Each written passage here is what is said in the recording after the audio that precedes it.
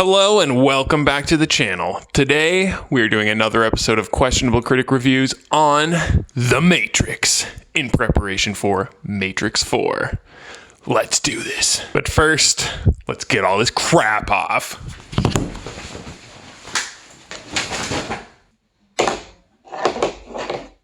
What? You thought I was going to wear all that stuff the whole time? What is this, the 90s? Anyway, The Matrix is one of the most influential films of recent times. It has inspired filmmakers, basically a whole generation of filmmakers. This is undebatably a film that has affected culture forever. And almost everyone agrees that it is a great film and deserves to be a classic. However, not everyone agrees. Even critics back then, some of them did not like this film. Unfortunately, not all of the critic reviews survived. Back in 2000, there wasn't all this fancy social media. Everyone had their own websites. That was social media. And not all of them survived until now. So I found some negative ones from back then. In any case, let's check out what these critics have to say about why they didn't like The Matrix. Our first review is by Jonathan Rosenbaum from jonathanrosenbaum.net. This review is from March 1999. The Wachowskis turn their attention to metaphysical SF. Keanu Reeves discovers that the universe, i.e. America and environs, is run by computers that use human beings as batteries for a bioelectrical energy, and that he's living not in 1999, but roughly 2 centuries later.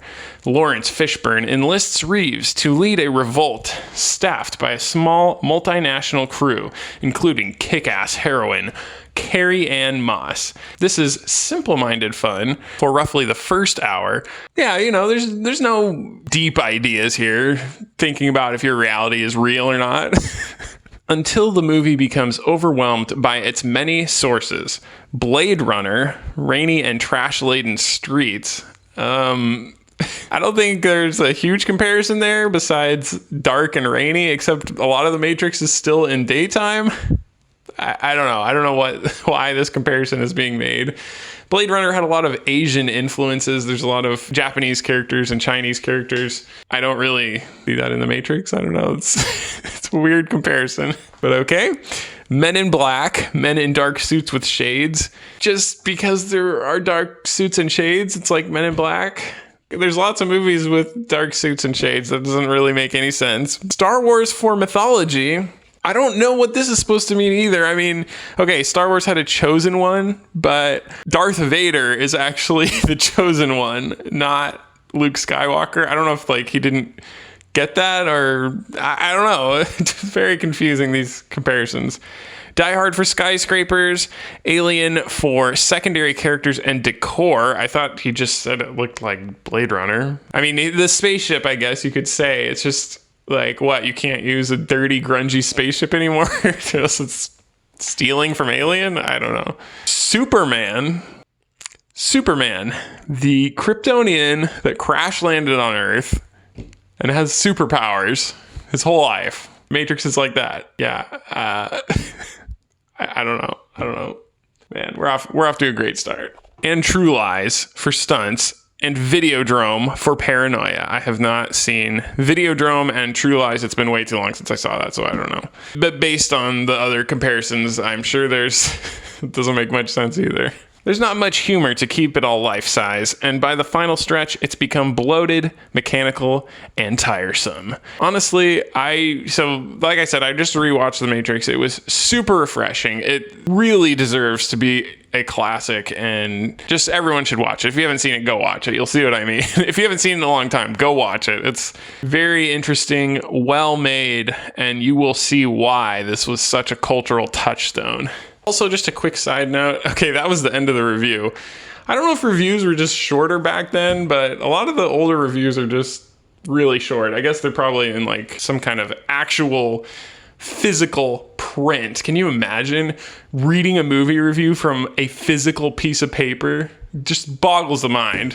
Next up, we have Peter Travers from Rolling Stone. This was also from March 1999. Mucho bucks have been spent on the silliness courtesy of die-hard producer Joel Silver, who had the wit to hire the Wachowskis, the Prankster brothers, I don't know, behind the indie hit Bound to write and direct. Silver also had the nerve to put his stars through 4 months of training under Hong Kong wire stunt expert Yuen Woo-ping, the mentor of Jackie Chan and Jet Li, who turns Keanu and company into high-flying kung fu crazies. That's a good thing if you put people through 4 months of training in order to, you know, like, get better at the things that are going to be shown on film to millions and millions of people. I see that as a good thing. They're making it sound like, man, how dare he put them through 4 months of training with this expert in their field who trained Jackie Chan and Jet Li, tiny actors. What have those guys done? I think it's really cool that these actors got to actually learn all this stuff. And it makes it convincing, you know, if you want to make your film look convincing and have great action sequences, this is the right thing to do. The Matrix soars with its feet in the air. The rest crash lands. I would be interested to see if this person feels the same way today. Peter, if you're out there, give me a call. Let's talk. So again, like I said, these are short reviews. That was it. That's the review. Next up, we have Bob Graham from sfgate.com. This is from September 1999. It's so astonishing that so much money, talent, technical expertise, and visual imagination can be put in the service of something so stupid. Dang! If anybody ever wanted to see Reeves shaved, naked, and covered in slime, now is the chance. You'd be surprised what people want to see these days. He plays a computer hacker who stumbles into a vague awareness that this world is but the dim reflection of a controlling cyber world out there. As he moves between this world and that, he materializes at one point as a kung fu artist. Yeah, he just materializes.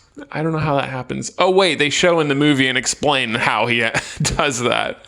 It doesn't just materialize. Later, he flies through the air like a refugee from some Hong Kong fantasy. It's like you didn't even pay attention to everything they set up in the movie. I don't know what you were doing while you were watching.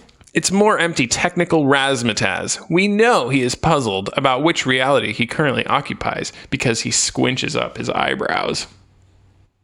Laurence Fishburne, as a mysterious cyber world overlord, has the chore of making absolute nonsense sound as if he believes it. Yeah, I don't know if you've heard of this thing before where, like, just take a normal human person and they start pretending that they are somebody else in order to effectively tell a story. I know, it's like really weird concept. It's hard to explain quite exactly, but he's making it look like he's another person in order to tell this story. It's just, I know, it's like a crazy idea. It's just weird, but we use that to make these things called films. And then, you know, when somebody's watching this film, it's not distracting, like, you know, oh, like this actor is actually a real person or whatever.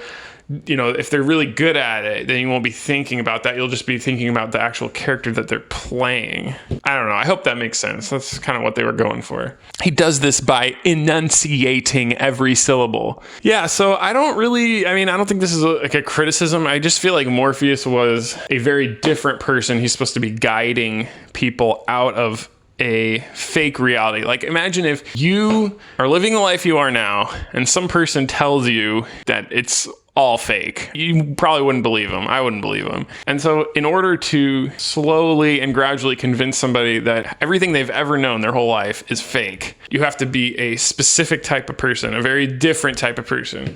And so if this character choice actually makes sense because everything about Morpheus has to be different. Even the way he speaks, everything he believes. I don't know, it makes sense to me. I guess if you don't like it, that's okay. That's your opinion. As one of his underlings, Joe Pantoliano is the only cast member who shows a spark of wit. Wit? This guy? The guy who just betrays everybody? Oh, spoiler alert. The guy who betrays everybody for some steak and stuff in the fake world, that guy has wit. I don't want to be rich. Someone important, like an actor. But even he is eventually swamped by the hopeless muddle that the Matrix becomes. That's it. Thanks for your input. I feel like this review's a huge swing and a miss. Next up, we have Steven Rosen from Denver Post, again in March 1999. Keanu Reeves turned down Speed 2 for this? Oh, that movie that has 4% critic score on Rotten Tomatoes? I don't think he's kicking himself over that decision.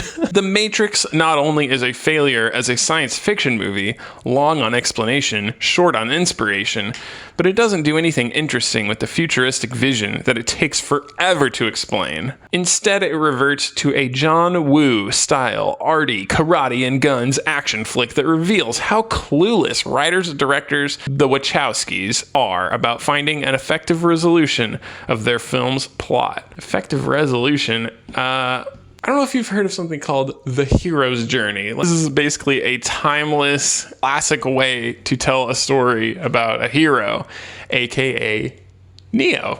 It's pretty obvious that the Wachowskis use that as a template. I think there's a very fine line between corny and inspirational. And it's all about execution. And I feel this movie executed it perfectly.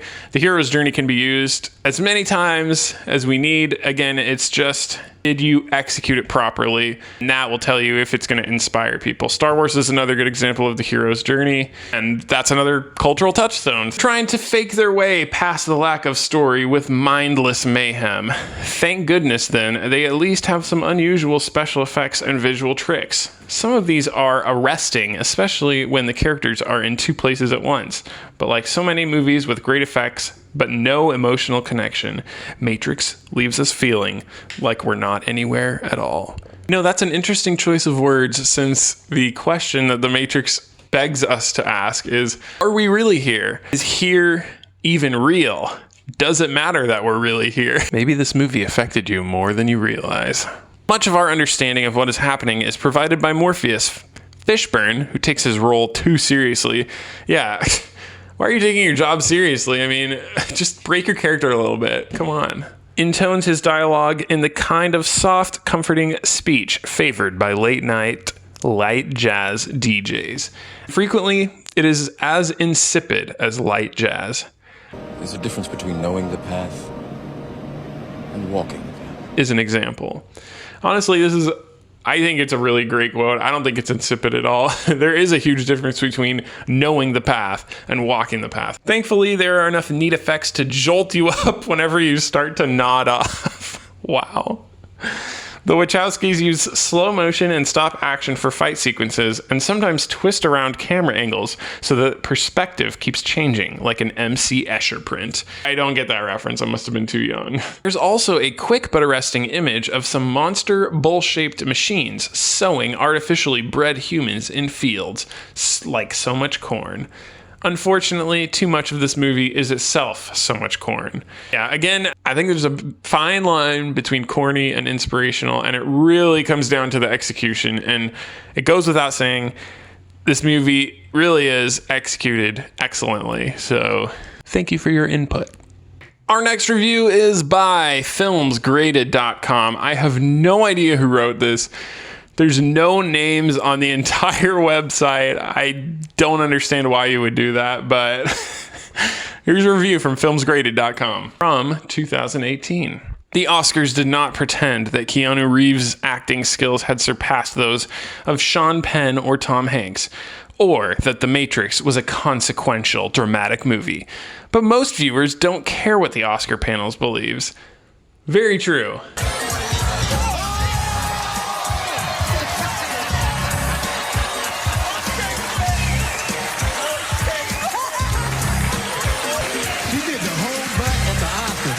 That is 100% true, even today. Today at imdb.com, the movie has a spectacular 1.4 million user votes and a remarkable user rating of 8.7 out of 10. Even women over 45 give it an 8.2. Wow, even women over 45? This is just insane.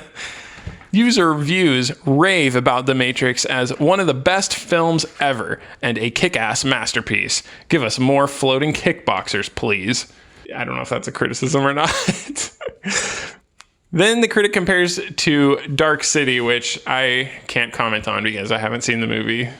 I'm guessing the comparison isn't that good, but the most complex and therefore the most interesting character is the Judas-like Cypher. Why do all these critics think he's complex? He literally just wants to betray everybody for a fake reality. That's it. That's not complex. Like, they complain the movie's so shallow and like it's just simple-minded and all this stuff. And then they look at that character and say he's complex.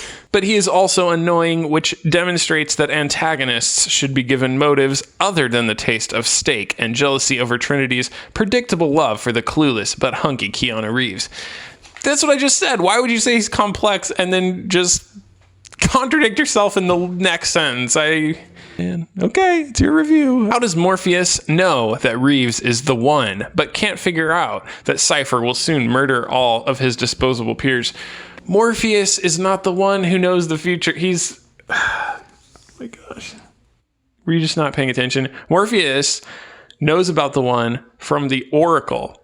The Oracle can kind of predict the future. Okay, this is the way I understood it. So the Oracle is a program. The program uses an algorithm to try to predict what's going to happen. She's not actually telling the future. This is my interpretation, by the way. Morpheus only knows about the one from this prophecy. That's it. That's all he knows. It's not like he's telling the future, or even that the Oracle would tell him about this kind of stuff. And the Oracle only tells things because they will happen in a specific way, which is why she says Neo isn't the one, because if she told him he was the one, he wouldn't become the one. He wouldn't do all of the things necessary to become the one. If she told people about this betrayal, maybe something would go wrong and Neo wouldn't become the one, or who knows what else would happen. These are the basic things in the movie. Do you think Morpheus could tell the future? It just doesn't make any sense. Morpheus, the Oracle. She told me She told you exactly what you needed to hear. That's all. Why would the one even exist? A lot of people didn't even believe that the one existed in the movies. As for the fight scenes, they are like Crouching Tiger, Hidden Dragon, in which the laws of physics are tossed out the window to a degree that Bruce Lee would consider absurd. Well, if Bruce Lee considers it absurd, they might as well just not even make the movie. They're in a virtual world. They're bending the rules of physics. That's why they are physics defying. I don't know what movie you were watching. Yes, of course they're physics defying. That's the point. To defeat your enemies, you must outwit and outmaneuver them. You need an army suitable for the task. Floating and bullet catching is too facile a solution. Oh, okay. You wanted this movie to turn into some kind of army fighting, like human army versus robot army. You missed the entire point of the film and everything. This was probably the worst one. This was the worst review. And now it's time for another segment of Red and Blue Come Together. Today on Red and Blue Together, this is going to be an agreement that this is a positive film, not a negative one. Here is the red review that I'm going to be talking about. Of special interest to Christians is an approach to the film that regards Neo as a Christ figure. In one of the early scenes, a hacker shows up at his door with some cash to purchase mescaline and says, "Hallelujah, you're my savior, man, my own personal Jesus Christ." Later, after meeting Morpheus, Neo is told that he's the one they have been waiting for to liberate humans from their slavery. In one of the most fascinating moments in the drama, he meets the Oracle. This woman has been in the resistance movement since the beginning and has predicted the coming of the one who will bring freedom to the people. The Oracle tells Neo, "You've got the gift, but it looks like you're waiting for something." She's right. The hero must first undergo more testing in the wilderness. These people love the movie.